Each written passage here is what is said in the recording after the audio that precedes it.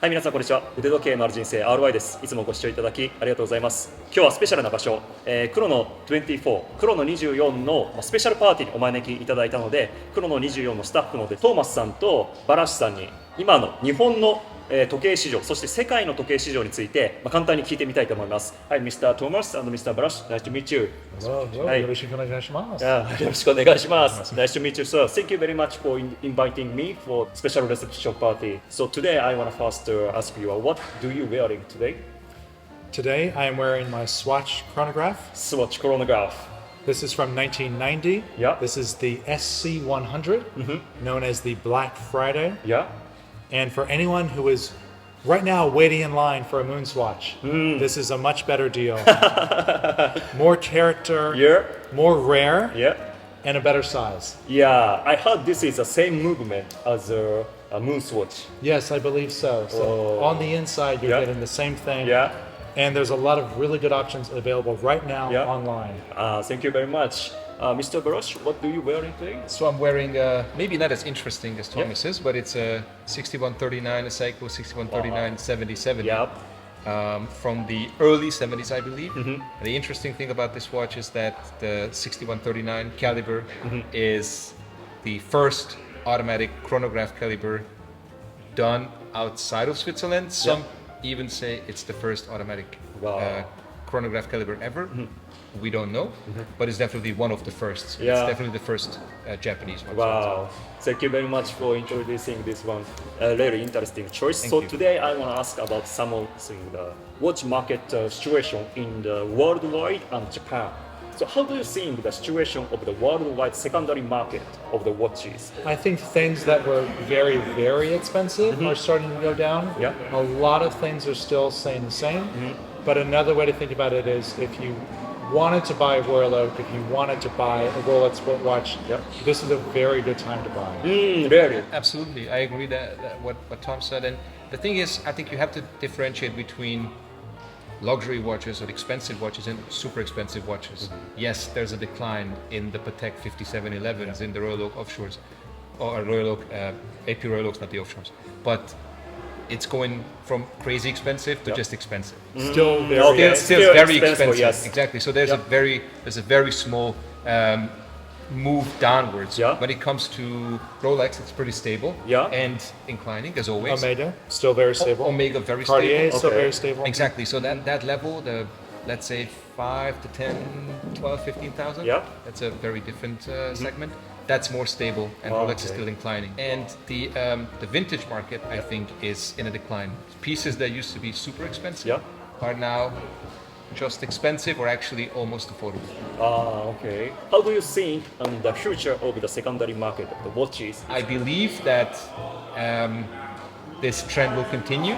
So the super expensive watches may a bit, raise a bit more, but Rolex is going to go up. Yeah. And I think the other brands like Omega will eventually try to keep up because the new retail prices are also increasing. Yeah, that's true. I think there's always going to be people that want to buy Rolex. Yeah. The auction houses are still doing very well. There's more buyers than ever in the market. There's more interest than ever. If we look at our viewership, it's still growing. If we look at our competitors' viewership, it's still growing. Your viewership is still growing. So I think Thank you. overall, it's good that more people are in what was once a very small community is a Yeah. much larger community. Yeah. And so whatever rain cloud comes, overall, there's still very positive things to look Okay. at. Yeah. So this is a very nice timing to buy the Rolex or some older Piguet or something. And with like other markets, Other markets. there's up times, there's down times. So I would say, 5 years ago was a very good time to buy, and Yeah. then now is also a very good time to buy. For Rolex, it's still a good time because you Yeah. don't know what's going to happen, and I think Yeah. it's going to go up. So. Yeah. And one more question is, how do you think the Japanese secondary watch market? Do you realize something special is compared with other countries? So before I worked in the media side of 2024, I was on the sales side, so I was helping people buy watches from all over the world, American buyers buying watches from all over the world. And right now, there are some really good deals coming from Japan. A lot of that is due to the strength of different currencies Yeah. versus the yen. So you'll find very good deals from Japan, which is great because there are a lot of really good Japanese dealers as well. So they have very good watches in their shops. The prices are good, and the dealers are very trustworthy. So you can call them up. You know you're going to get what you pay for. They're very responsive. They're very helpful with questions. And if you look at things like Speedmasters, for example, and you're looking for a good deal on a Speedmaster, Japan is going to be number one. Yeah, I think again we have to differentiate between pre-owned and vintage. But if we look at pre-owned, as Thomas said, the best deals, the best prices always come from Japan. Maybe that's the culture that people take care of their watches. Maybe it's the fact that they are always looking for the newer models and they trade in older ones.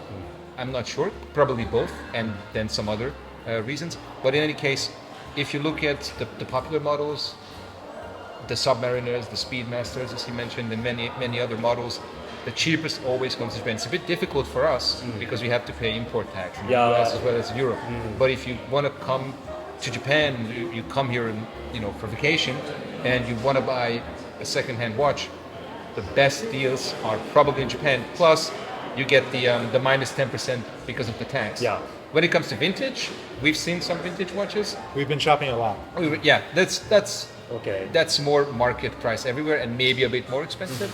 But for secondary market, for used watches, it's definitely Japan is number one. Personally, I travel to the all over the world. I compare the watch prices in between the Japan and some other countries. Japan is always cheapest. Yeah, it is. Even the vintage, secondary It market, is. and offshore dealer. Yeah, I think it's also a huge market in Yeah. Japan. There's so many dealers, there's so many shops, Yeah. there's so many jewelers. You might have it in 47th Street, but that about it. Other than that, you don't have it in Germany. So in one city, you have some here and some there. Yeah. But when you come to Tokyo, you go to Shinjuku or Shibuya, and there's so many dealers Yeah. that you can just pick whatever you want. And whatever watch you want, there's gonna be a dealer having that watch in stock. Thank you very Thank much. you for having us. Thank you very much. Appreciate. Thank you, Robert. Thank you you, very Robert. much. ありがとうございます。ありがとうございありがとうございま。ますす。はい、いかがだったでしょうか。ということで今日は黒の24の、パーティーに招待されたので、スタッフの方とですねいろいろな話を聞かせていただきました。関係者の方とねいろいろとお話できたので楽しかったです。気になる時計がある方はぜひ黒の24で探してみてください。概要欄にリンクを貼っておきます。もし今日の内容が面白かった役に立ったという方はぜひ高評価とチャンネル登録のほどよろしくお願いします。それではまたありがとうございました。